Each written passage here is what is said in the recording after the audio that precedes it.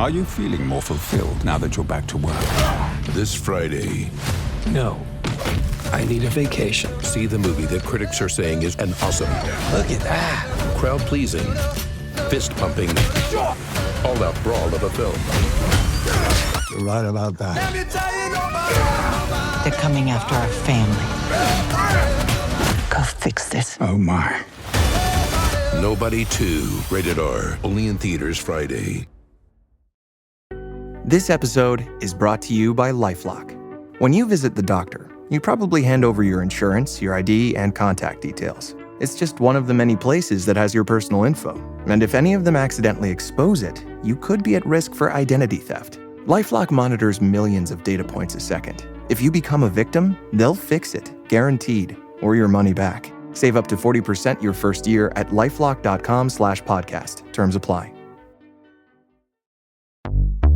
Unfiltered discussions, unexpected guests.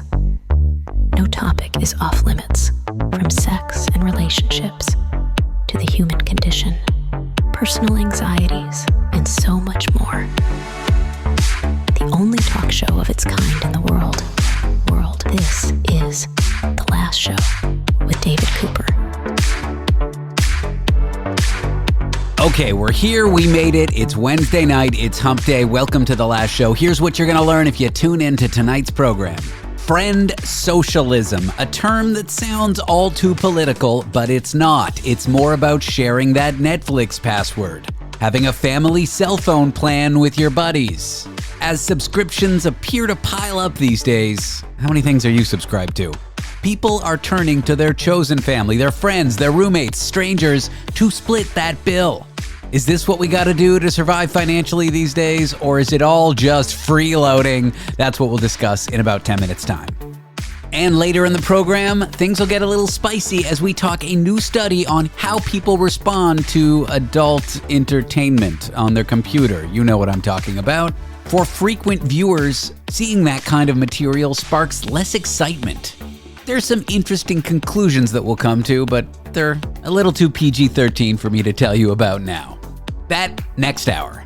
That's just some of what you'll learn on tonight's show, but for now, let's jump in with some ridiculous government guidance about how to avoid a drought from the United Kingdom. This one's so stupid. But first, this. Want to be part of The Last Show with David Cooper? Call us and join the conversation. 1-888-505-6644.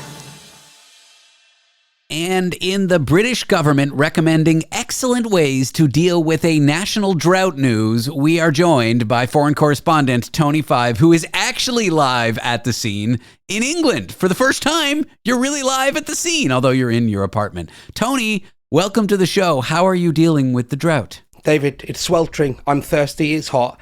I haven't been able to go to the toilet for a few days. When I did, it was very bad. I feel like I'm in Burning Man, my friend. There is a water shortfall across the nation, and it is being described by officials as a nationally significant incident, which I love. That is the most British way of saying there's a problem in the country. A nationally significant incident. No other country would say that. It's been the driest 6 months since 1976, before I was born. Yeah, but it's since 1734. But Correct. I'm just picturing a British official saying, we have a nationally significant incident with a big British accent. Yeah. No other official from a country, they'd be like, we have a problem, or there's an emergency. No, it's a nationally, can you just say nationally significant incident for me? It's nationally significant, insignificant. Yeah, you did not say that correctly at all. We have an environment agency. We have a national drought group. Groupon? Well, not Groupon. We just have a national drought group who said it's a nationally significant incident. Those are the words that they said. It's all over the news, all over the papers. It's so British. There's nothing, you know. So, like, they've given tips, okay? Yeah, exactly. They're trying to encourage citizens to save water, and they're listing reasonable tips like don't spend 7 years in the shower. Correct. I mean, we have something here called the hosepipe ban. It happens most summers, and it stops, like, people from... Basically, the big one is washing your cars and gardening. That's kind of average. When it's a hot summer, different counties and the water supply for each county, they'll say there's a hosepipe ban. That's kind of regular. makes sense, right? Like you want to have water to drink, you want to have water to bathe, you want to have water to flush your toilets, but maybe like your lawn can stand to be a little brown while the country deals with a water shortage. Yep. So there's a lot of like reasonable tips that like I used to live in California. There's never any water in that state. Right. Very similar, this kind of thing. Like shorten your showers, make your full laundry loads, bathe together, put 7 or 8 of you in the bath at the same time. Yeah, 35 people in the bath. Normal, average sort of tips and tricks. But an email went round to people, weirdly as well, an email and a text message went round to people in the UK saying, in order to save water, delete your old emails. Makes perfect sense. That's the end of our story. Delete emails. Yeah. Right, thank you very much. Take care, David. Good night and good luck to everyone. Basically, delete your old emails and photos. Why, David? Because the UK government, in all its nationally significant wisdom, is realized... hates photos and hates emails. Has realized that email is the number one source of water drought in the land, right? You wouldn't believe the tenuous link that they've managed to do. And I don't know, there must be somebody in a meeting of the UK Drought Office, the Environmental Agency and the government, and they're sort of thinking, okay, well, what can we tell the British people to do? We obviously can't tell them to stop drinking tea because they'll be outraged. There'll be riots on the street. There'll be death everywhere. It'll be horrific. So what can we... I tell you what, let's get them to delete old photos and emails. Why? Are you ready for this? No. If they delete the emails, they're less likely to read them. If they're less likely to read them, they're less likely to remember that they have friends. If they're less likely to remember that they have friends, they're less likely to go to their house and have a water party in their backyard. Is that it? Correct. It's always about the water parties, David. Yeah, we are famous for them here. Tea and water parties.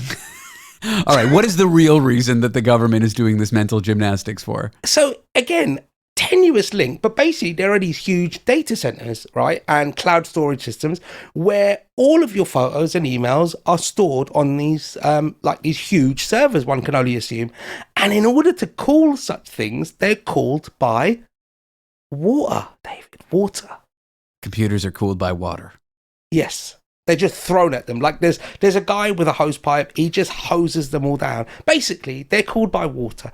And the idea is less processing power because the photos and emails are deleted means that these you're using less water and therefore everybody can live and survive. Children can run around in the street. It's like D-Day again. Okay. I am uniquely qualified right now. You are. To actually say something on this topic. I know. I was waiting for you to say that. Is it a yes or a H2 no? So I have a software engineering degree. I practiced as a software engineer for 10, 15 years in Silicon Valley. Nerd. It's actually data on a disk, whether it's deleted or not, uses the same amount of electricity. The disk is just spinning. It's accessing the data that would cause any kind of number crunching. So okay. Even if they wanted to do something like this, they're kind of saying it wrong. By going through your old emails, you're searching up old data. That's generating computing power. You might actually have to use more electricity to search them than delete them. Now, the sentiment using computers less, okay, which they haven't even given good guidance on because it would be just like, don't log on to your email, which, of course, no one's ever going to do that. Well, nowadays, if your photos and stuff are stored on the cloud, in order to see the ones you're deleting, you have to download them anyway to your phone and then delete them. And then it goes back up to the cloud and says, I don't want you there anymore, right? It's like saying we have like an obesity crisis in the world, therefore eat one less French fry a year. It's such an infinitesimally small amount. It is basically completely negligible to the point where it won't have any effect on this drought at all. Well, I, for one, am doing my work for the obese people in England by having one less chip tomorrow. So, yeah. Exactly. It's just it's like there's water your lawn less or for 5 minutes less. That would make a huge difference as opposed to something like this. Yeah, but do you say that cumulatively? So, for example, as you said, it's infinitesimally small. But what if everybody in the UK did it, deleted their old photos and things? Would it make a difference still or not really at all? I mean, a fraction of a percent, but it's just such like at the bottom of the list. There's so many better things. Like, I don't know, get a leaking faucet fixed. Yes, and that's what they're saying. Leaky faucets, any appliance that uses water, obviously, use it less. Jacuzzis and stuff. It's absurd. It's patently absurd. Of all the things to choose, yes, it does use water for evaporative cooling to get these data centers cooler, but shutting down the data center is the real thing, not like one less email on the server. Right. Are you saying my government's ridiculous? I might be saying that they are nationally significantly ridiculous. Wow, I don't know what to say about that. I don't agree with it. I think it's a fantastic idea. I am currently deleting all my emails and text messages and my search history. That's because the feds are about to arrest you and do a freeze on your email. Correct. Will deleting my search history help with the drought? It will help with your upcoming court trial, maybe. Thank you. Tony Five, foreign correspondent in London, England, joins us later in the program as well. Tony, thank you for joining me. Always a pleasure, my friend. Up next, are you tired of paying for every online subscription service like streaming websites? There's like 15 of them. If you share the cost with friends, you might be a friend socialist. It sounds political, but it's just what we call someone who's on their roommate's ex's Peloton account. So we'll discuss how this all too common form of sharing is saving wallets, but maybe ruining friendships. Want to be part of the last show with David Cooper? Call us and join the conversation. 1-888-505-6644. In the 70s, 4 young women were found dead. For nearly 50 years, their cases went cold. I'm Nancy Hixt, a senior crime reporter for Global News. In the season finale of Crime Beat, I share how investigators uncovered shocking evidence of a serial killer and hear exclusive interviews with the killer's family. Listen to the full season of Crime Beat early and ad-free on Amazon Music by asking Alexa to play the podcast Crime Beat. Taste the forbidden fruit of knowledge. The last show with David Cooper. Friend socialism, a term that sounds very political, but honestly, it's more about sharing your Netflix password or having a family phone plan with your roommate. It's something you might even do. And as unending subscription costs pile up, people are turning to their chosen family. Friends, roommates, even strangers to split the bill for services. Is this financial survival or just freeloading with flair? I'm here with someone who recently wrote on this. Her name is Emily Stewart, and she is a senior correspondent at Business Insider. Emily, welcome to the show. Thank you for having me. It's a catchy phrase, friend socialism. Are we talking generosity here? Are we saying that everyone's kind of collectively broke right now? Are we struggling to pay for those 75 subscriptions that seem like they're necessary to be, a person these days? I mean, I think it depends a little bit, but I think everybody knows, right? We live in a world of like 1,000 subscriptions. Like I have Peacock, HBO, Netflix, Spotify, etc. And like you get to the point where it is kind of like, oh my goodness, I don't want to pay for this. I can't pay for all of this. And kind of like traditionally the solution here has been like the family plan, right? Like a lot of people on the family plan with their parents for their phones, but also like I have YouTube TV and I have a family plan with it that I cheat on, honestly. Can I get in on that, Emily? Because I know Yes. I'm just paying for YouTube TV myself, but please keep going. Well, but yeah, I'm making some mistakes there too. But I think a lot of people are kind of looking around and saying, well, wait a minute, like, why is it only with my family? I can do this with my friends or kind of like my chosen family. And so this can look a lot of different ways. Like some people, obviously do password sharing, but some people just sign up for family plans together. I talked to one person who is on a cell phone plan with her old roommate and her partner. And basically at some point they were like, we want to cut ties with mom and dad. Let's do this together. And she's kind of the mom of the plan.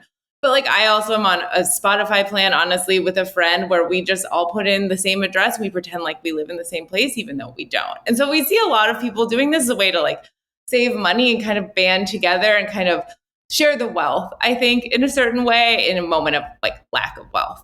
I get it. I went through 2 divorces. 1, the regular divorce, and 2, when my ex and I got off the family phone plan. Oh, man. When did we shift from like adulting being defined by moving out of the family home to now being about getting off your mother and father's cell phone plan? I mean, good question. I think it's one where like this is kind of like a millennial thing and maybe to some extent like Gen X, but like, I'm just like kind of almost elder millennial, and I'm on the cusp of people where like maybe I was like a little bit too early to the cell phone to be on the family plan, but a lot of people in their 30s, especially early 30s and their 20s, have been on the family plan forever and just kind of stick to it. We know that like a third of people are still on the family plan. And as you get younger, it gets to a lot of people. And even like if people aren't on the family plan, like this was a stat that I came across, like a lot, their parents still chip in for their phone bill, which is kind of like, I don't want to be mean to people, but that's nuts to me. Like I can't imagine asking my mom to pay for my phone bill at this age. But, you know, like also money is tight and your parents do want to help out. And this is maybe an easy way to help out. It's interesting to me that you call that nuts, this culture of us being mean to each other, perceiving each other as not having it together. In your article, you quote someone as saying this practice is like the freeloader free trial. This etiquette of like judging others, saying that they don't have it together if they do these family plan kind of things, it really just serves these large corporations because what they're telling you is, oh, you're only an adult if you pay full price here, but you don't really have to. Right. But I think there's also a difference. I mean, I don't want to be judgmental, honestly. Like if my mom paid for my phone plan, that would be lovely of her.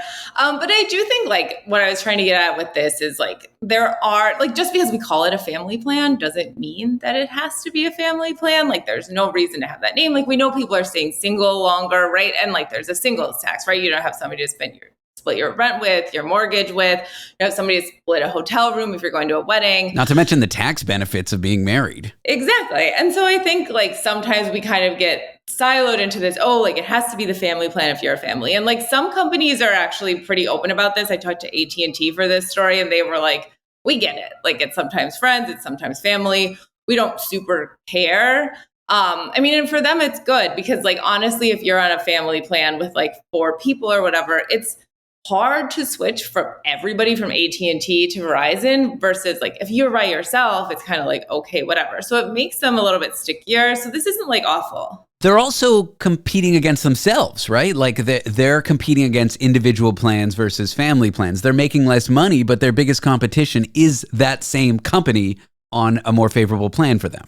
Right. So they obviously want you to stick around, right? Like I was saying before, basically like when you were with your ex, right? And like it took some time to everybody kind of move on to your own thing. And that's the point for some of these companies. And even with the streamers, you know, obviously you have like a Netflix right now that is saying, all right, guys, like you all had fun with sharing passwords, but now get your own accounts. But that's because they know it's really sticky, right? Like now at this point, people are watching Netflix so much that they're probably going to pay for their own account.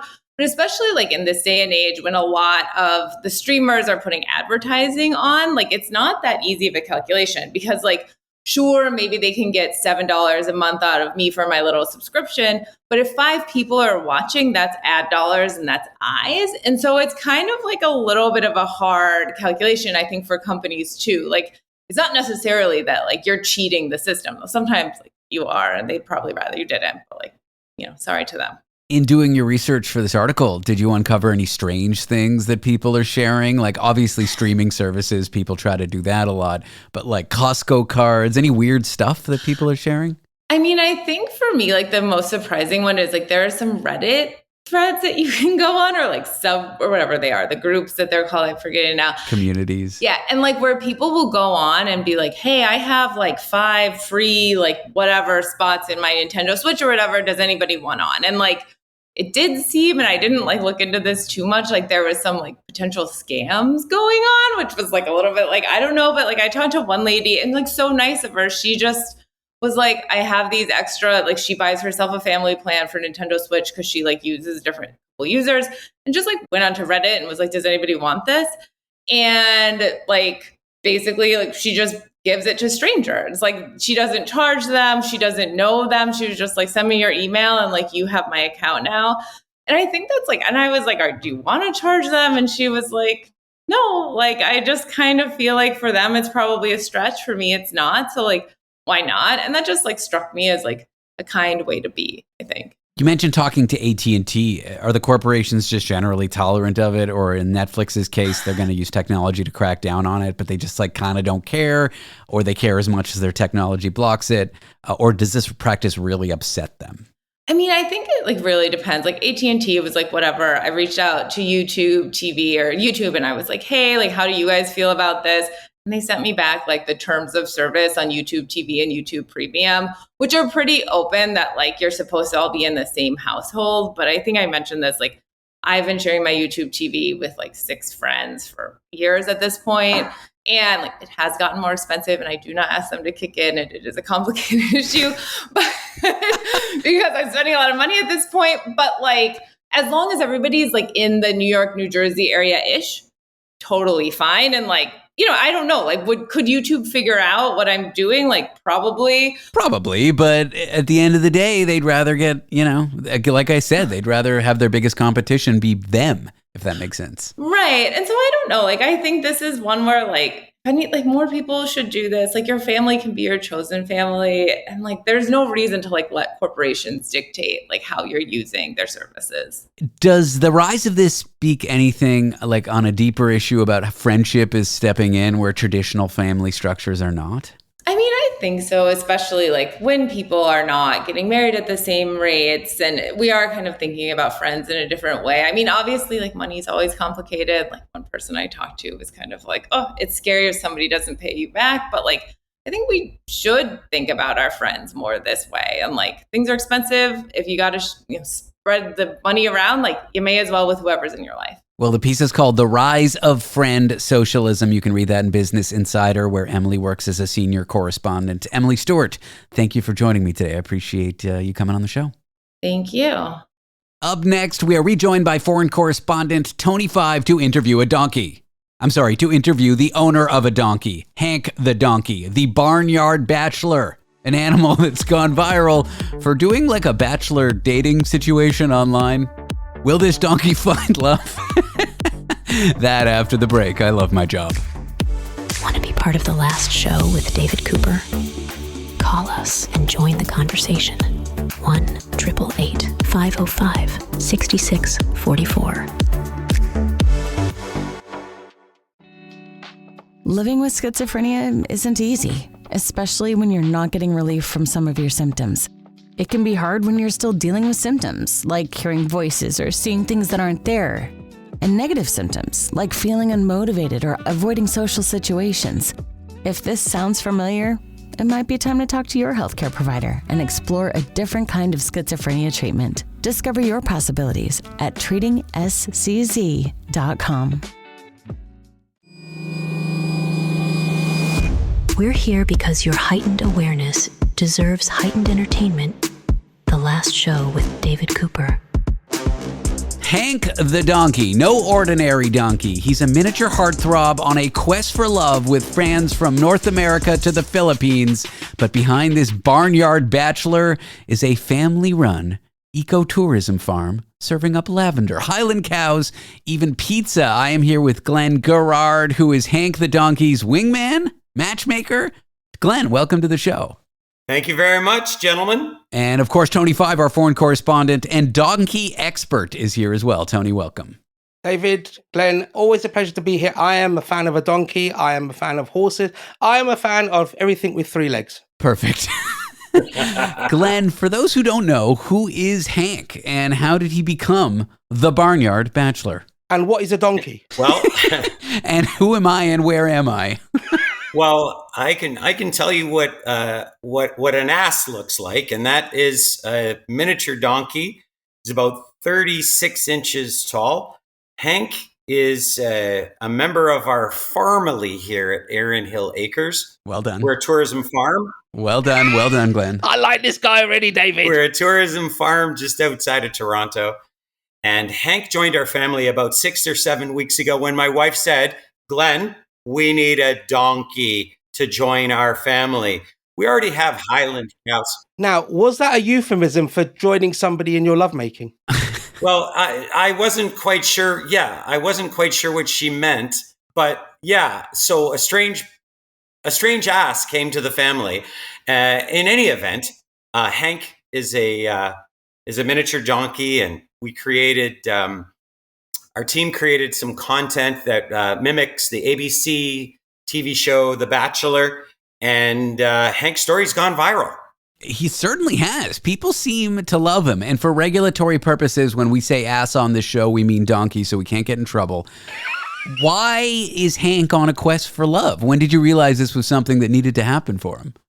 Basically, when my wife told me that we needed another donkey. I'm seeing some recurring themes here.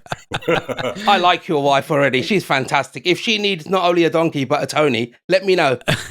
Well, the funny thing is, my wife's name is Jacqueline, and that Jack is the male version of a donkey. But seriously, gentlemen, and to all your loyal listeners across the globe, Hank is a sweetheart. He's a heartthrob. He is a really great guy, and the public that visit us love him. So we think that we need to find him a mate. So, I mean, if he's on sort of like a Tinder for donkeys, or Dinder, as they may call it, what is his attributes? What picture? Has he got a picture of him riding another donkey or with dogs? You know, like the beautiful pics that you see on Tinder with his shirtless top or surfing? You know what? We got an inquiry from an island called Siargao Island in the Philippines, which is the headquarters of their surf school there. And you never know. You might see him on a surfboard one day, but... for the purposes of this call, his attributes are that he has a great head of hair and big brown eyes. And that's kind of the theme we're going with. But he also has a fantastic personality that is honest and kind. He's a great guy. And I mean, he must look up to Shrek's donkey, right? Like, that is the ultimate donkey, yeah? Yes, absolutely. Shrek's donkey is kind of... well, I think we actually have a poster, a pin-up poster in Hank's pen that has that. Oh. Might even be autographed. Cool. So I know you take really charming clips of Frank, and you say he has a great personality. But off camera, does he live up to his public image? He does. He is a really kind creature. He comes to the fence with smiles and humor when the public come to visit him, and he's a great guy. Is he quite vocal? I know some donkeys make that noise, you know. That one. Does he do that? Absolutely. He does. And if you go to our Instagram, at Aaron Hill Acres, you'll see that original video that our team posted, and you could hear him laughing coming across from the pasture to the fence in exactly that same way, Tony. Are you related to our Hank? Slightly. Would you not think or consider getting him a female donkey? I don't know what they call a donkeyess or donktress. Would you get another female donkey to keep him company? That's the game plan, Tony. We're looking... No, but for you to buy one, like to have him there and make him have a little donkey harem. I mean, why stop at one on the Tinder? Like for me, Tony, I will have, multiple females around me. Plus I'll be on Tinder, Bumble, Grindr, you name it, I'm on it. Hey, you're horsing around, aren't you? I think he's donkeying around. I like Glenn. How far would you take this Bachelor-style dating concept? Are we talking like limos, rose ceremonies, a reality TV crew, 10 to 15 female donkeys who are eligible? Like, how far are you going to take this?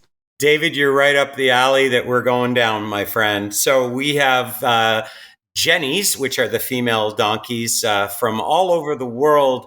Their owners have reached out to us. I'm sure that we will find Hank his love interest that will be his forever mate. And we are thinking there might be a group of female donkeys exiting an equine trailer, very similar to the ladies exiting the limo. Yeah, you just like in slow motion with their hair like waving in the wind and some really sexy central Lionel Richie type music, yeah? Yes, of course. But of course, there's got to be some nastiness in there as well. So We'll figure that out. But there is probably going to be a wedding in Hank's future. And if we're lucky, we might even have a few Hank Juniors in the future. Ooh! I would love to go. Please let me be a judge or anything on that or a commentator. I just want to be part of Hank's journey to love, Well, that's good. Listen, speaking of love, Hank's story is honest and pure. It's not like that couple at the Coldplay concert, if you know what I mean. Hank would never cheat, allegedly. We're not going to see Hank diving to the ground when the cameras go on him because he knows he's cheating on his spouse? No, Hank's a stand-up guy, at least at 36 inches. That's about it. A real stallion as well, right? Yes. Tell us about the farm that Hank is on, Aaron Hill's Acres. What does one do at a farm? I live in downtown New York. I feel like I'm a little disconnected from the farm world. Well, I could spend a lot of time telling you about what we're doing here at the farm. But here's the basic stuff. Our family bought a Christmas tree farm in COVID. We pivoted our lives and turned it into an agritourism farm. It's one of Canada's fastest growing businesses in that sector. We have lavender, sunflowers, pumpkins, Christmas trees, live music, and of course, delicious wood-fired pizza. And donkeys, Glenn, and donkeys. And donkeys. But people come to experience fresh air fun. And as you know, you live in the big smoke, as they say. And I know you're from Hogtown, Toronto. I am. So people come from all over North America to visit our farm to enjoy some fun, fresh air fun, and of course, some humor. And, they get to maybe kiss the donkey. Now, if Hank could give some advice to humans who are struggling with finding love, I'm looking at Tony here. What do you think that advice would be? Thank you. Well, the advice would be that you get a good PR team.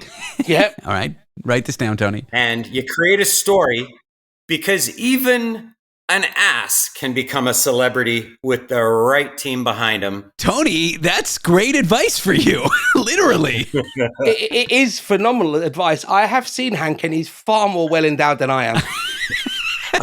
Endowed with loving people around him, Tony means. Yes, of course. Oh, yes. He's endowed with a lot of people around him. A lot, David. Well, you can find Hank the Donkey and his owner, Glenn Garrard, at Erin Hills Farm. You can look them up online on Instagram at Erin Hills Acres. Thank you so much for joining us, Glenn. I appreciate it. Thank you very much, David. Thank you very much, Tony. You have a great day. And take care, Glenn. That was Hank. Coming up next, broadcasting's only mental health specific programming intended for a Thursday night that airs on a Wednesday night. Therapy Thursdays on a Wednesday. We will discuss getting ready to send your kids off for the first time. There's got to be parents out there whose 17, 18-year-old kids are leaving the nest. Strategies for dealing with it on the other side of the break. Want to be part of the last show with David Cooper? Call us and join the conversation. 1-888-505-6644. Shopping is hard, right? But I found a better way. Stitch Fix online personal styling makes it easy. I just give my stylist my size, style, and budget preferences. I order boxes when I want and how I want. No subscription required. And he sends just for me pieces, plus outfit recommendations and styling tips. I keep what works and send back the rest. It's so easy. Make style easy. Get started today at stitchfix.com/Spotify. That's stitchfix.com/Spotify. When your therapist won't take your calls anymore, there's always the last show with David Cooper. It's Therapy Thursdays on a Wednesday. I remember when I was a young lad, my parents sent me off to summer camp, and they told me after the bus rolled away, the parents would cheer. Okay? But we came back a few weeks later. There are parents out there dealing with sending off their kids to college, to school, to university, to go live in their first apartment as they get their first job, and it's their first time facing an empty nest. And that is what we're going to discuss here with Gary Direnfeld. Gary, welcome to the show. Great to be with you again. Oh my goodness. My son's 41. It's a long time since we launched him off to university. But I remember that weekend so well, the car packed up with all of his crap, and he's going to be living in this tiny little shell of a dorm room or whatever they're called. It's a shoebox. I lived in one. Yeah. And I cried like a baby. Aw. Not my wife. I did. I cried. He's going, and it's like, oh my God, he's going. He's an only kid. So, that leaves Arlene and I staring at each other, which we do well, actually. But it really hit me. It really hit me. And, it hits many parents, and many parents have a real difficult time saying goodbye. They have trouble expressing that love, that care, that concern. And because of that, David, some of these transitions don't go well because they're done more in anger. It's easier to leave someone in anger than it is in love for many people. We've spoken about this. What is it, like messing the nest or whatever? I don't know that I use that expression, but I am going to use it from here on out. Messing the nest, or soiling the nest. That's the phrase. Okay, that's the phrase. Okay, all right. So I like messing. Soiling will work. But yes, that's what it's about. The bad feelings come out so that we can actually separate from each other in anger. And I just want to bring that to parents' attention. You don't need to leave in anger just because you're having a hard time letting go. Do be expressive of the love instead. Why is it easier? Like, this is one of those ugly corners of the human condition, and this isn't for everybody, but for some of us, I've been guilty of it. I'm divorced, definitely guilty of it throughout my divorce. Why is it easier to like create anger and little fights and just as a way to feel something rather than just express the real emotion or what's really going on, which is the sense of loss? Typically you got to examine your own family of origin for that. And it's not uncommon that you grew up in a family where the expression of love wasn't there for you, that people expressed, it was easier to express disdain, anger, upset than it ever was for love. Shout out to my parents and siblings, unrelated to this topic. But therein lies the rub. If you didn't grow up with that, it's hard to participate in it now yourself as an adult. And so I just hope that parents recognize that even if it's hard for that child to say goodbye, for them to hear, I love you, it's a lot warmer, more caring, and that will carry them forward. There's another piece to this.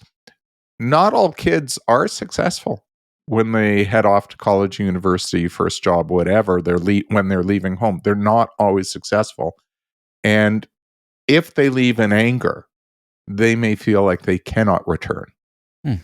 And that can leave them isolated and lonely and, without supports.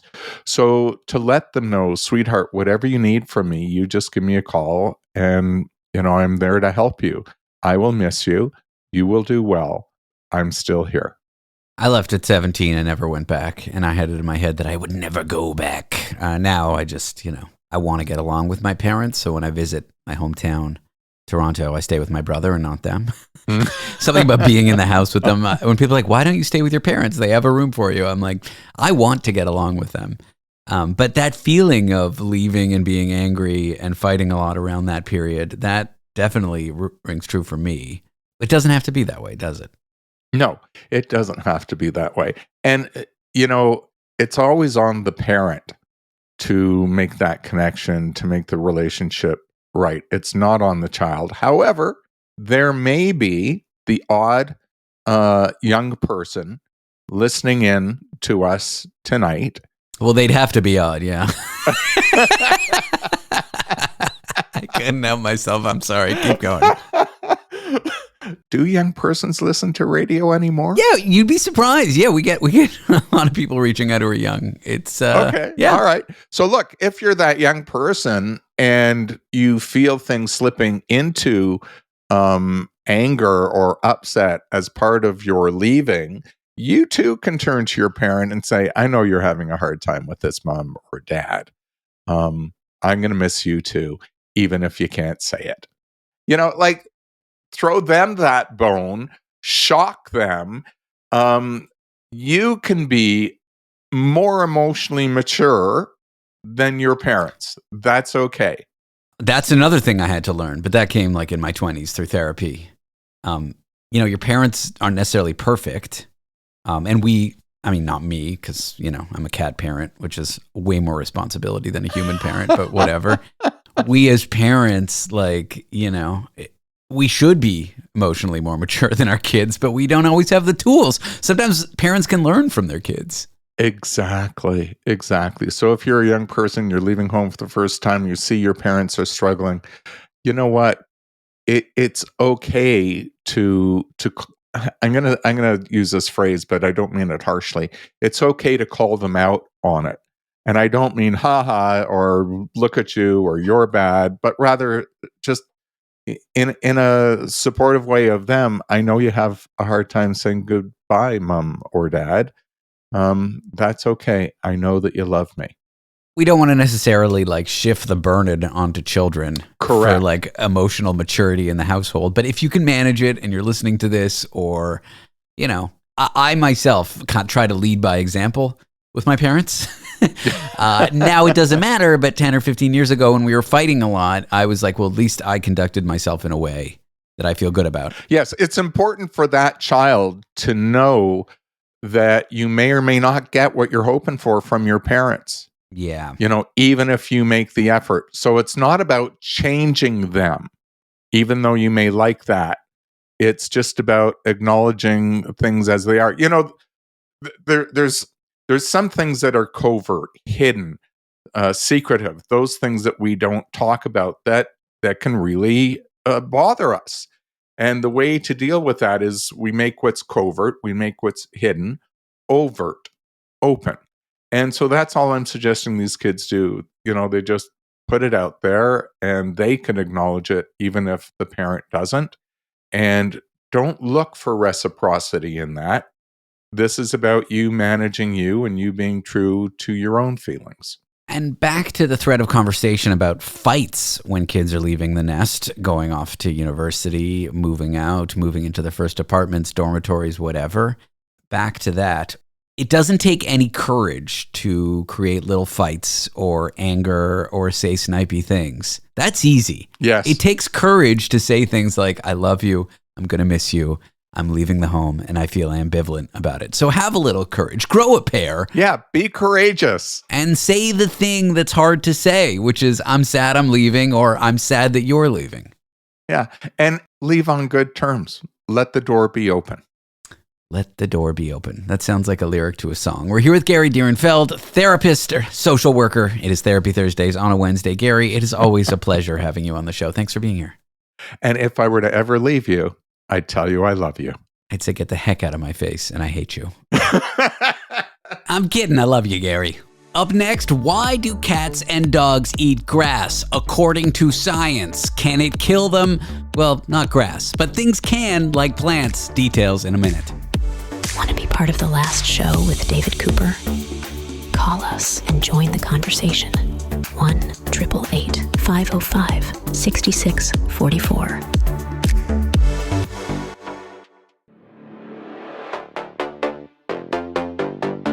The only talk show with an introduction that mentions its own introduction. And that's happening right now in this introduction. The last show with David Cooper. Begging for a mention. Yeah, you just want attention. My kitty is driven to eat things that can kill him. Does your pet do that too? And why does your pet eat grass, which probably won't kill your pet? I'm here with Dr. Cliff Redford. It is Vet Talk. It is Pet Talk.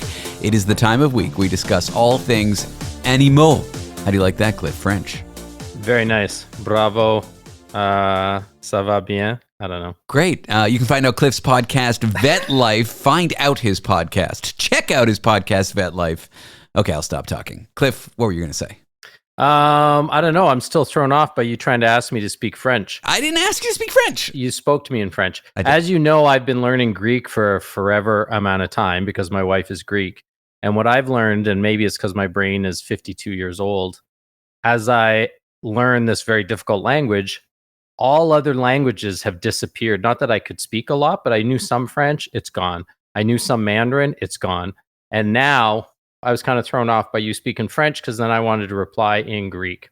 When Greeks all yell "Opa," is that like Australians saying shrimp on the Barbie? They only say that to make fun of like North Americans who know nothing about Australia. Like, do Greeks actually yell that, or do Greeks just make fun of North Americans by pretending that they do because North Americans think they do? Did that even make sense? Yeah, I've never heard my wife say it. Let's say that.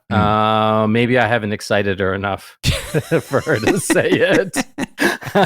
They also do not smash their plates. They get really annoyed if you do that. So there was a movie, something Zabo, whatever, years ago, and it was very famous. And it was like the first representation of Greek culture in a old-timey American movie, Hollywood flick. And they did all those things. So now everyone thinks that's what happens. Wow. But I can tell you, at least if you tell them you're a vegetarian, they think you can still eat lamb. Wow. So this is like vet talk, pet talk, and bad Greek history lesson from someone who isn't Greek and barely knows the language. That's basically our brief for this. I wouldn't say I barely know the language. I know the language enough, but... All right. Knows the language enough. All right. Let's go back to what I'm actually kind of an expert on. Well... What is that again? Pets. Okay. Yeah. Oh, yeah. Okay. Yeah. No, that tracks, Dr. Cliff Redford. Yeah. So what were we talking about? Your cat eats things that it might try and kill it. What is Tomato eating? All flowers, and I know some flowers are like hugely toxic to plants, but also any kind of crunchy dead leaves. I mean, I kind of get it. It seems delicious. It's crunchy. It's fun to put in your mouth, but he'll eat anything that like he shouldn't. It's fibrous, and then he'll just throw it up, and that's his fun game. Yeah, and this has been a very awkward segue into this topic. Such is the last show with David Cooper. I had always thought, and I've been a vet 27 years, I always thought animals, dogs and cats, were eating fibrous things like grass and Kleenex and other plants and dried leaves, in Tomato's case, to kind of settle their stomach and induce vomiting. But according to this study, and I use that word sort of loosely, may not be the case. So animals aren't plant eaters, right? In the sense of, they can digest some fruits and things of that nature, but they don't have the gut bacteria or the long digestive tracts needed to break down the cellulose, which is the high fiber plant wall, cell wall. And so we always thought that they eat it and it caused them to vomit, and they're eating it because maybe they got a bit of a tummy ache, and it's like this evolutionary sort of characteristic where the wolf is running through the forest and sees a dead deer and eats the dead deer, and then his body says, yeah, you shouldn't have eaten that. It wasn't very good. All right, let me go and eat some grass and I'll throw it up. But in this study, they talked to 1,700 pet owners and talked to them about their cats and their dogs' behavior before and after eating grass. Only 6% of them seemed ill. Now, maybe they're missing some of them, but only 6% of them seemed ill, and only 30% of them vomited. Maybe they didn't eat enough. Who knows? But these experts are, and I don't mean to sound like I don't believe them, the experts in this article are saying that it may just be an innate behavior, that possibly prehistoric cats and dogs use it to clear parasites, to help them get rid of high parasite loads. And we do use fiber as a treatment for some, or as a complementary treatment with medication for some parasites. And then there's also, although they can't digest most of the nutrients in the grass, there is vitamin B that they can get from it. So we're not really sure. And then Dr. Lovejoy, which is actually this, I love it, eh? Dr. Lovejoy. I enjoy it. That's the best name ever. Dr. Lovejoy feels that they want to just taste and enjoy the texture and explore their environment. So we don't really know. That's what I think my cat's doing when he eats like dead leaves. So we don't buy plants that are toxic. I think there's one that's lilies are extremely toxic to cats. Lilies are extremely toxic. So I don't buy stuff like that, but we buy stuff that like he can eat, but he might just throw it up. But he doesn't eat it when it's alive. He eats the dead leaves. And I think it's just because he likes the crunch, the same reason he eats plastic. Maybe he's saying clean up your apartment. Well, we don't leave plastic around anymore because his one true joy in life is to, like, you know, letters that have the plastic rectangle, you know, they print the address on the page and then the letter has the little rectangle window. Yep. His one joy in life is to rip that out of a letter eat it and then throw up. And he's so mad that we don't let him do that. But yeah, we just don't leave plastic around because he'll eat it and then he'll throw up. And we worry that like it'll get tangled up in his little belly. Probably we over worry because we're helicopter cat parents. But yeah, I don't think it's to clear out bacteria. I'm not a vet. I'm not Dr. Lovejoy. I think he just likes the crunchy texture. Yeah, and that's sometimes people will say, you know, why does my dog eat his and I'm like, he likes it.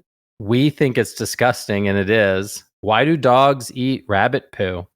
They like it. Now, it also has vitamin K in it. But sometimes they do things just because they like it, not because we want them to. Now, as far as plastic, so plastic bags and basically like the flexible plastics, including that little address section on envelopes, they're actually coated with rendered animal fat to make them waterproof. Oh. So that's one reason why animals like chewing on plastic bags in particular. So wait, plastic bags aren't vegan? No, I don't think so. Wild.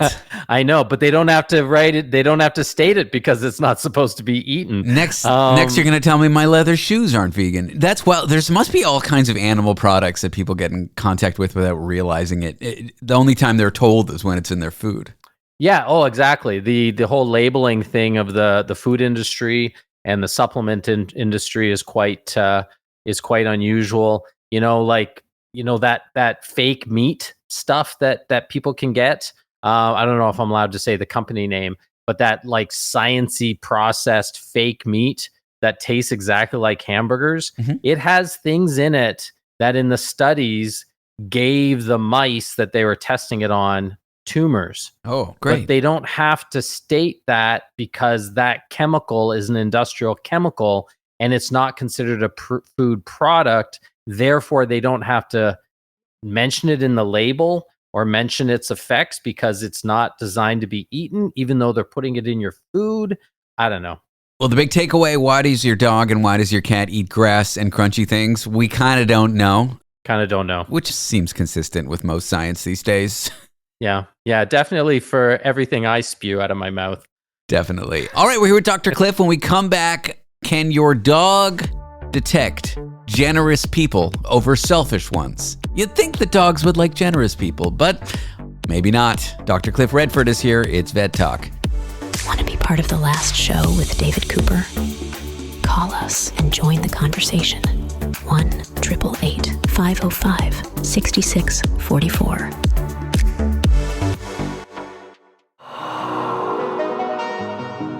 The show that asks the questions other shows are afraid to ask. The Last Show with David Cooper. It is Vet Talk. It is Pet Talk. Dr. Cliff is here, and you would think your dog would prefer good people, right? Like, I feel like we see these videos online of like, oh, pets running up to the old nice man and pets favoring generous ones over selfish ones. That's what you would think they would do. Because dogs are the sweetest, most tenderest souls in the world, probably. I don't know. I'm a cat person. Dr. Cliff Redford is here. Check out his podcast, Vet Talk. Vet Life. Vet Life. There's so many Vet Talk. It's 4-letter, 3-letter words. Come on. Could we name this segment Vet Life? Is that what you want? I don't know. Why don't we ask all your listeners? All right. They don't care. Mom, what should we name this segment? And Dad. All right, we polled all of our listeners. All right, well, let's call it Vet Life. You want that? I don't care.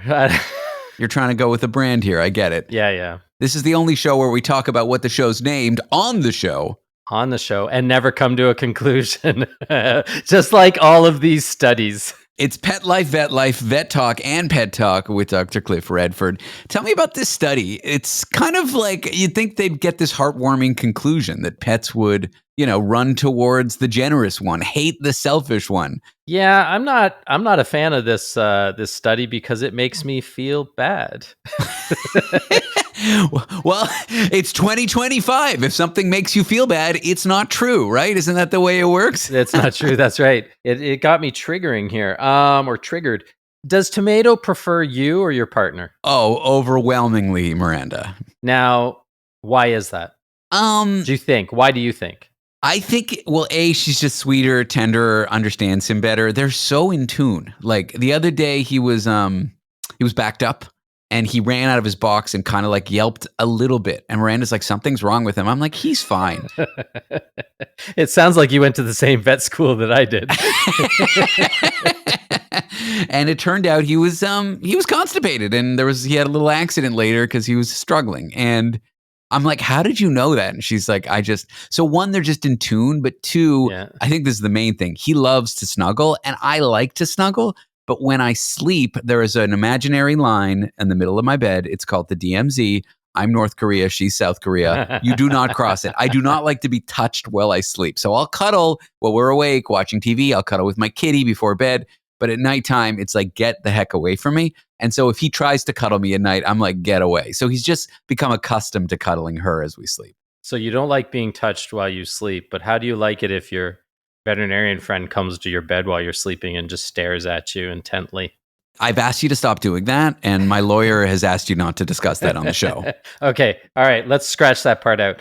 So the reason this bothers me is my dogs love my wife way more than they love me. And I always assume it's because she gives them treats and I don't. So I'm like, they don't need that. They don't need that. Like, stop giving them that. And again, she's Greek, so she's used to it, right? Back home, we would give them a little bit of everything. So, but in this study, they took a gaggle of dogs. I know that's not what it's called. A whole bunch of dogs, and they had these dogs in like watching the interaction of two people with other dogs. And the first person would give lots of treats. Anytime a dog came up to him in this one room, treat, cuddle, treat, play, treat, that sort of thing. And the other one would do the same, but without the treats. No treats, and just sort of loosely interact. And they assumed that then these dogs would learn that, oh, person number one is much more generous. Therefore, I want to go play with person number one. But there was no correlation. They were equally as interested, sometimes with person number one, sometimes more with person number two. So they don't, according to this air quotes study, they do not choose generous people. They don't have a bias towards generous people compared to people who are less generous. This was printed in a magazine called Animal Cognition. I mean, it's a journal. It's an academic journal where it was published. Yeah. Well, it's called Animal Cognition. But yes, you're right. It's not a magazine. They don't have a centerfold. You know, if they do, maybe it's a dog. And yeah, so this really, really surprised them. So they started to try and figure out, well, why? What did we do wrong? You know, if it doesn't prove the theory that we wanted to prove, there must be a mistake in the study. This also reminds me of when I was in university, because that's what I would always do. And so they thought, okay, maybe there's not enough interactions. Maybe the person giving treats to the dogs isn't doing it enough times. So the dog's behind the two-way window or whatever, the one-way window, isn't able to sort of realize how generous this person is. Then they said, oh, well, these are all pet dogs, and pet dogs like people. So maybe they just don't care. They weren't hungry. So maybe they're going to starve them first and then see, but then that would sort of throw off the study in a different way. Maybe they were distracted by something in the environment. Who knows? I think we just don't know. Animals are more complicated than we realize. Sure. But if we are to take these findings, it basically means if your pet likes you, that doesn't mean you're a nice person. Yes. Yeah. Well, no, but see, you're assuming generous means nice. I mean, there's people that may give you something or give me something, and you know they've got an ulterior motive, so maybe they're not nice. True. Basically, what this means is my dogs love my wife more because she's more lovable. Yeah, or you could have like a billionaire who is the most awful capitalist who exploitative labor practices in their company, but then they donate $1 million to something. That's generous, but they aren't a nice person. True enough. All right. Yeah. So I don't know what this says. All I know is it means I got to be nicer to my dogs, I guess. Let's talk what kind of dog you should get if you've never had one. Are there like breeds or types of dogs that I should be shying away from? Like if it was a horse, you wouldn't want a thoroughbred off the racetrack. Those things are nuts. You'd want like some old, almost dead friendly horse that, isn't going to hurt you. Yeah, you'd want a cold-blooded horse instead of a hot-blooded horse, as they call them. I'm no biologist, but I would say all mammals are warm-blooded. But hey, what do I know? It's not like I went to veterinary school. Sometimes we use labels that aren't accurate, but for the intelligent people, we understand what they mean. So yeah, but there's no one here like that. But maybe the listener's intelligent on either side. So this was another sort of study done or conversation done with a bunch of veterinarians. Well, it was research done out of the university in Hungary. And the research involved talking to 5,000 owners of purebred dogs. Now, they later on went to say, look, most of these owners were young, single women who were looking for companionship and they lived alone and they'd never had a pet before. And they sort of talked to them about their interactions with their pets. And what they found out of this university is that pugs, French bulldogs, Boston Terriers, and Cavalier King Charles Spaniels are the 4 breeds that they do not recommend first-time pet owners adopting or owning.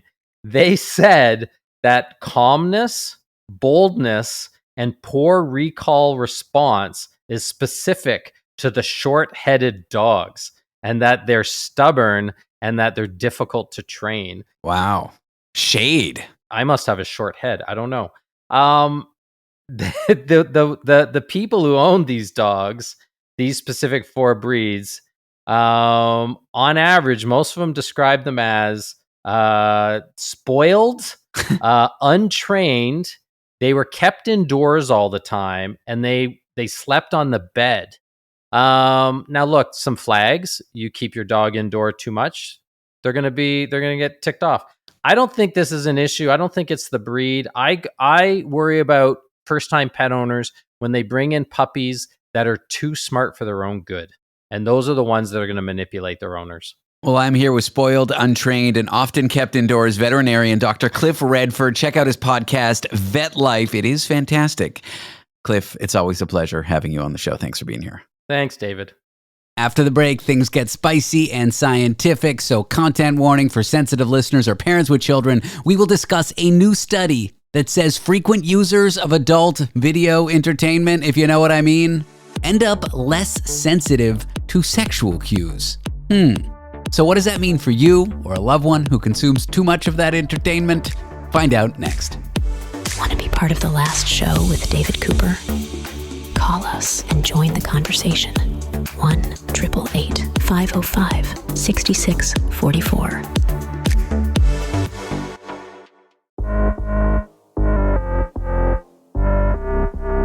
Please be advised that the following program contains audio content that may be graphic and potentially triggering for some listeners.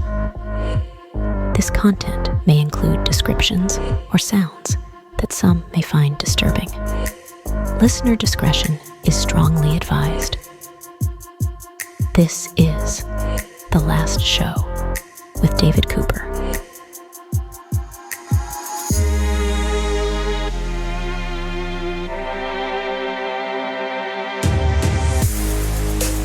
Okay, we are discussing how people who use pornography frequently, it might desensitize them, and how pornography use might affect your brain and bodily responses. I'm here with someone who's done research in this area. He's a biological and clinical psychology researcher at the University of Siegen in Germany. His name is Johannes Finke. Johannes, thanks for joining me today. Great to be here. Do you want to tell me about your recent study? What exactly were you looking to test, and what exactly were you hoping to learn from it? Sure. Basically, we aim to find out whether there's a link between, as you already said, frequent use of pornography and how sensitive people are to cues or contacts that signal the possible occurrence of sexual content. So when you imagine someone who maybe, so to speak, has a high drive for solo sex or uses pornography a lot, then you might assume that this person has also higher levels of anticipation toward that. And actually, that's also what some prominent models of addiction, if you think of this as an a kind of addiction would predict. So that's what we wanted to test. We wanted to see whether this is actually the case or not. It's interesting. So is pornography addiction, how do you categorize it? And is it similar to other addictions, let's say alcohol or drugs or something like that? Yeah, that's an interesting question, because actually at the moment there is a paradigm shift because the ICD has now reclassified, or there's at least this discussion to reclassify pornography use, problematic pornography use, and compulsory sexual behavior as a addiction-like disorder. Normally, it was seen as an impulse control disorder, but there's a lot of research showing that there are similar changes in the brain, activity changes in the brain, as in other types of addiction, such as drug abuse and so on. And this is an ongoing debate, an ongoing discussion in the field, because there are some parallels, but also maybe some discrepancies. Interesting. So what exactly were you like in the study? Like, what were the conditions that you set up for the participants? What did you show them, and what were you expecting to find? Yeah, this was a very basic design, actually. So our participants, who were healthy heterosexual volunteers, first filled out an extensive questionnaire about their sexual preferences and behaviors and so on. And then we took them to the lab, where they were presented with a sequence of neutral stimuli, neutral geometric shapes, which were some of them were sometimes followed by sexual stimuli, erotic pictures, for example, while others were never followed. So, and there we had also some other control conditions, and we did also compare erotic sound clips with erotic pictures, like erotic couples engaging in, sexual acts. Yes, sexual intercourse and other acts. And we measured then bodily responses, especially responses of the autonomic nervous system to the sexual stimuli themselves, but also, and more importantly, to the cues, to the neutral shapes that predicted them. So, for example, we measured changes in pupil size, which is a very nice index of attention and arousal. And there's also a lot of research that shows that it correlates nicely with genital responses. So if you measure, for example, genital responses in men and pupil dilation at the same time, the trajectories are very similar. That was one measure that we used. And we also used self-report measures and other physiological measures like startle reflex and skin conductance and so on. So between those that used pornography frequently and those that didn't, what did you find after running this experiment? Somewhat surprisingly, we found weaker bodily signs of anticipation and of arousal in those participants with higher levels of solo sex drive and pornography use. And interestingly, this was the case even though they liked those stimuli even more. So they also rated the pleasantness of those stimuli, and they indicated higher liking of pornographic materials, but less arousal. And they also learned this association more slowly than other participants who used pornography less often. Would it be safe to say, or at least speculate, that frequent pornography use desensitizes us a bit to erotic things from your findings? I think that's a sound hypothesis, though we have to say that in this case, this study was not a longitudinal study. It was a combination of an experimental and correlational study. So we did only one assessment, at one point in time, and to be sure that this to explore, to disentangle whether this is cause or consequence, you have to do this for an extended period of time and see whether, for example, if if your consumption changes, then also these other reactions change. So we cannot really draw conclusions on that, but it's a sound hypothesis that that it's a kind of desensitization. But it could also be the case that there are some people with an inborn reward deficiency syndrome. And this is also a term which is used in addiction research a lot, which refers to the fact that some people need higher levels of stimulation in the first place to get rewarded or to get aroused. And this can have genetic reasons, but it can also be acquired early on.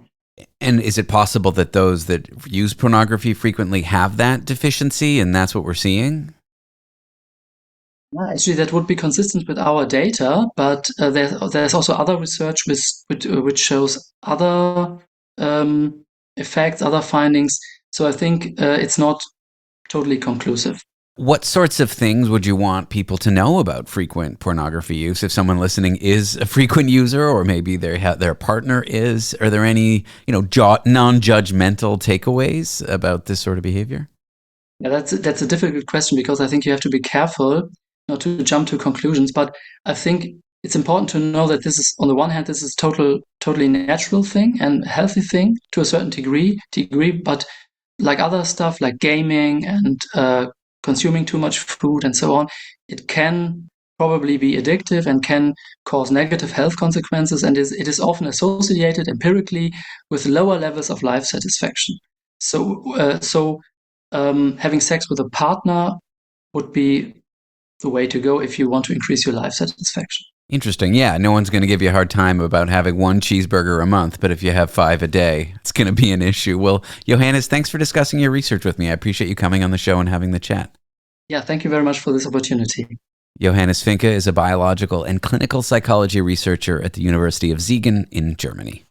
Okay, with that, I must tell you, if you like what you hear, but you're just tuning in, or you're not going to be with us till the end of the show tonight, fear not. The last show is available as a podcast. Just head to www.lastshow.pizza. That's lastshow.pizza, not .com. And there you can find out more details of the podcast, including how to subscribe. Coming up next, we'll discuss who follows the recommendation algorithm more, based on politics. If you're left-wing or right-wing, a new study says people of one political leaning are more likely to accept AI recommendations. What does this all mean? And who do you think leans into technology like this? Answers to those questions and more in a few moments. Want to be part of the last show with David Cooper? Call us and join the conversation. 1-888-505-6644.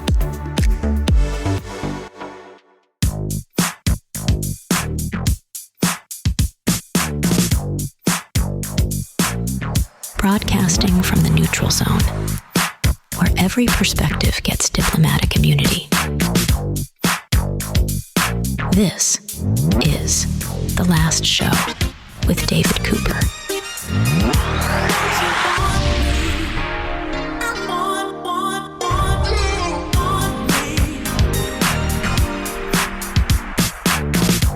What would make you more receptive to AI-generated recommendations? Well, it turns out where you fall on the political spectrum may have an impact, according to new research done by behavioral science researcher and marketing faculty at the Fox School of Business in Philadelphia, Dr. Monica Wadhwa. Monica, welcome to the show. Thank you so much for having me. So in plain English here, what did you actually find in your research? My understanding is that conservatives are more receptive to AI recommendations, but what exactly behavior are we talking about here? Like clicks, choices, intentions, advertisements? What is AI receptivity, if that's a word? Yeah. So let's back up a little bit first. And let me just tell you, why did we even start working on this, right? Please. So, the long-standing idea that people have is that conservatives are more wary of technology than liberals are. Okay, so there is good research backing that up. But if you look at today's technology, such as AI generated recommendations, that's not just new, but it is also personalized. Okay, especially the everyday recommendation systems we interact with, it reflects our data, our behaviors, and our preferences. So what does it mean to say that people are more receptive to these AI-generated recommendations? What did we actually measure? What we actually measured was that if an AI system is giving you a recommendation, who is going to be more likely to accept it? Are conservatives more likely to accept it, or liberals more likely to accept it? Right? So are we talking like not realizing it's an AI recommendation at the time, or people who are well aware of the fact that what they're being recommended is based on AI and receptive to it anyway? People are well aware of it. We tell them that the AI system, it's a smart TV and you get this recommendation. Okay? But the main point is this. They either believe that it is based on their past data, or they do not believe that. For example, let's say you are an existing user and you've been a user on a platform for, let's say, 5 years. So you know that your suggestions are drawn upon your past data, your past preferences. In that case, conservatives will be more likely to accept that recommendation. But if you're a new user, right? And you obviously, the platform doesn't have any data on you. In that case, conservatives' interest in those recommendations drop off. But let me completely answer your question. Preferences is not just the only thing we tapped into. We also ran a Facebook ad. And we looked at, so this was an ad for a music app, which was described as an app that basically gives you suggestions based on your past data. And what we found was that people in conservative areas were more curious to find out about that music app. They clicked on it more than those in the liberal areas. Interesting. So some people feel that these algorithms can give them good recommendations if they know them, and others are more kind of resistant to giving up that data. Well, it's not just about, we're not saying they're resistant to giving up their data, right? Let me give you a funny anecdote. If my partner, his name on most of these AI recommendation system is either Kung Fu Panda or Bruce Lee. He's not giving any personal data. But the only kind of personal data that he does give is a thumbs up or a thumbs down for a movie. So we're really talking about using that kind of data to give you recommendations which are completely in line with your past preferences, or you think they are in line. Conservatives will like it, but some other people might prefer novelty and change a little bit more. They are not necessarily that tuned into only their past preferences. Interesting. So it's not really like deeply personal data here. It's just kind of recommendation based. Exactly. Did the group that was more receptive to it, people with conservative political beliefs, did it surprise you that this was the case? I mean, it seems to go against previous research. Right. This was definitely surprising and actually like a fascinating finding, because if you do go by all the past research that, okay, conservatives don't like new technology, and that's been shown in the areas of mobile payments, in the areas of checkout counters, electric cars, or even actually AI recommendations. But that's not, it was surprising because it's not like they reject it all. Right? Psychologically, they prefer tradition, they prefer consistency. So if an AI system is designed to give them a suggestion which reflects who they are, then that they will be more open to it. That will be more appealing to them.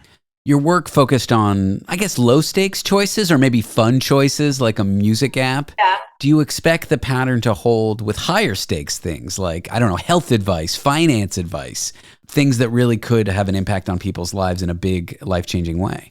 Yeah, great question. You were probably one of the reviewers on the paper. I was not. But all right. So, if in the entertainment domain, what is the worst that can happen if you get a bad recommendation, right? If Netflix tells me I should watch Scream 6, what is the worst that can happen? My 2 hours wasted and I'll probably get nightmares. Well, yeah, the nightmares, definitely. Yeah, the nightmares, right? I'll definitely get those nightmares. But think about it in health context or a finance context. If an investment app tells me I should put all my money into a particular stock and I lose my money, that's really high stake. So familiarity in that case should be appealing not just to conservatives. My personal guess would be it should be appealing to liberals as well. So both of them should react in favorable way to familiarity. But this is an exciting research question. We did not test it in this specific research, but this is something like future research should definitely get into. Are there cases where that gap disappears, where people prefer these recommendations equally, or was it really like the difference between the two was startling? where they did feel that, okay, this recommendation is consistent with their past preferences, where the differences were consistent and significant. Always, right? But where they felt like, okay, it may be like a new recommendation, then liberals were slightly more likely to accept those recommendations compared to conservatives. But it wasn't like the general belief that conservatives will never accept those recommendations. For listeners who are across the political spectrum, do you have any tips in which they should engage with AI recommendations? Like, should we not be doing this? Should we be doing this? Should we be less skeptical, more skeptical? Two things. Okay. So one, if, you look at a recommendation, ask yourself, does it actually reflect me?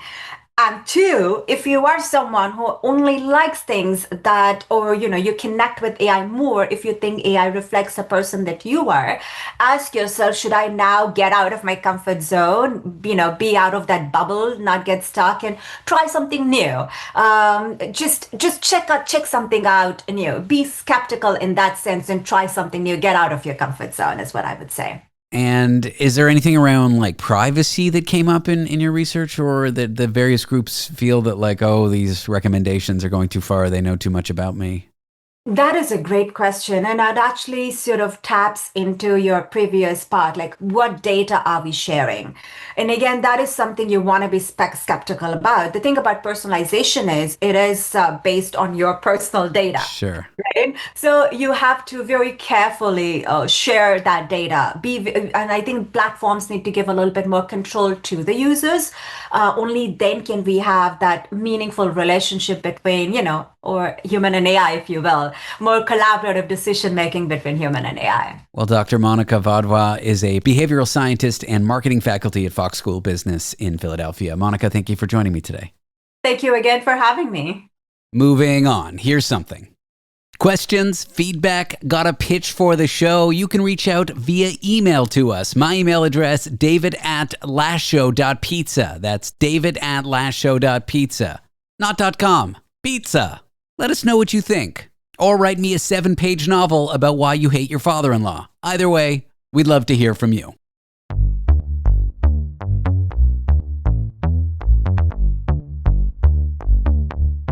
That is a wrap on our Wednesday night show. Thank you so much for tuning in.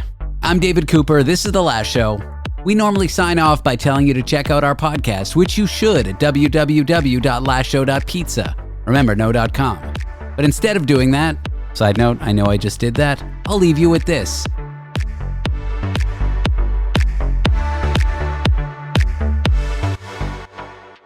They come from Survivor, they come from Big Brother, they know what they're doing.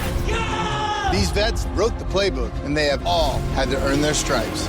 How did you win Survivor? Manipulating people. Same thing I'm gonna do here. And now, new threats will enter the game, hungry to forge a new legacy. Once we train them, it's gonna be hard to contain. This really, truly is the most even matchup that I've seen in a long time. The Challenge, Vets and New Threats. All new Wednesday on Slice and stream on Stack TV.